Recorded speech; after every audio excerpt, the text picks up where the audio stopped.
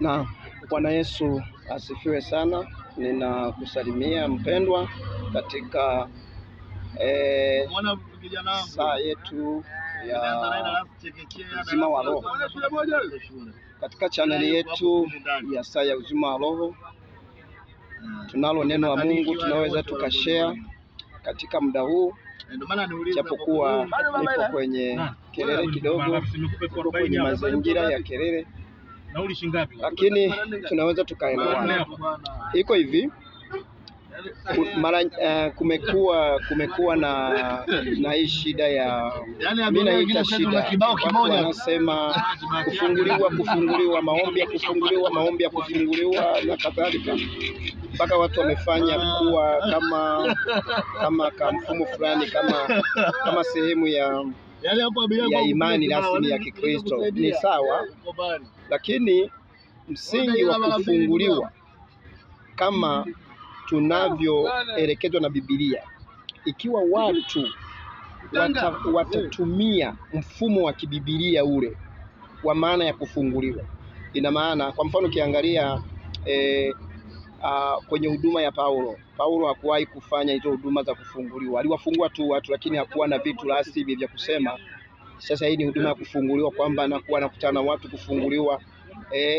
Mitume wenyewe hawakufanya vitu vya kufunguliwa. Sipingi huduma ya kufunguliwa, lakini nataka nikwambie kwamba Agano Jipya linadili na kufunguliwa katika kitu muhimu sana. Kwa mfano, ukisoma Warumi sura ya 7 mstari wa 6 inasema, basi tumefunguliwa katika Torati, tumeifia hali ile iliyotupinga, ili sisi tupate kutumika katika hali mpya ya roho, sio katika hali ya zamani ya andiko.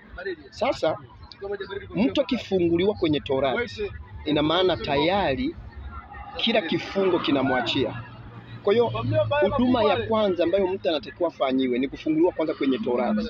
Mtu kimfunguka sema namfungua atoke kwenye mapepo, namfungua atoke kwenye vifungo sijui vya nini, kama hajafunguliwa kwenye Torati bado ataendelea kuwa mfungwa na ataendelea kuteseka. Sasa nisikilize vizuri. Kwa nini mtu anatakiwa kwanza afunguliwe kwenye Torati? Na akishafunguliwa kwenye Torati kila kitu kinakuwa kimefunguka kwenye maisha yake. Torati ndo chanzo cha vifungo. Torati ndo chanzo cha magonjwa. Torati ndo chanzo cha dhambi. Ngoja nikwambie, nenda kwenye Wakorinto wa kwanza sura ya 56. Sura ya 56. No. Sorry.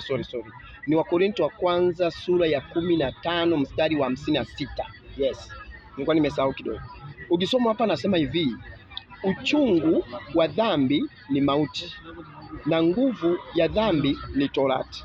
Narudia, uchungu wa dhambi ni mauti na nguvu ya dhambi ni Torati. Kwa hiyo sasa, dhambi haiwezi kawa na nguvu kama Torati haipo. Yaani kwa maana nyingine, mtu aliyefunguliwa kwenye Torati, dhambi haina nguvu kwake. Unanisikia vizuri? Yaani mtu akishafunguliwa kwenye Torati, dhambi inapoteza nguvu kwake.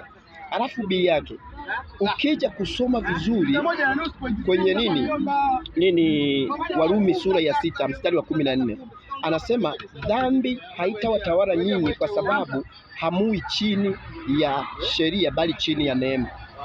Sasa kama ukifunguliwa kwenye Torati, ina maana wewe umewekwa chini ya neema, na ukiwekwa chini ya neema dhambi inapoteza nguvu kwako, maana Biblia inasema dhambi ilipozidi neema iliongezeka zaidi. Kwa hiyo mahali ambapo mtu, yani kama mtu akifunguliwa kwenye Torati, kuanzia mapepo hayawezi kumsumbua, laana za vizazi sijui za ukoo haziwezi kumsumbua, wachawi hawezi kumsumbua, na mtu anafunguliwa kwenye Torati kupitia injili ya kweli ya hali mpya ya roho ambayo imefunuliwa kwenye Warumi sura ya 7 mstari wa 6. Anasema, basi tumefunguliwa kwenye Torati, tumefia hali ile iliyotupinga, ili sisi tupate kutumika katika hali mpya ya roho.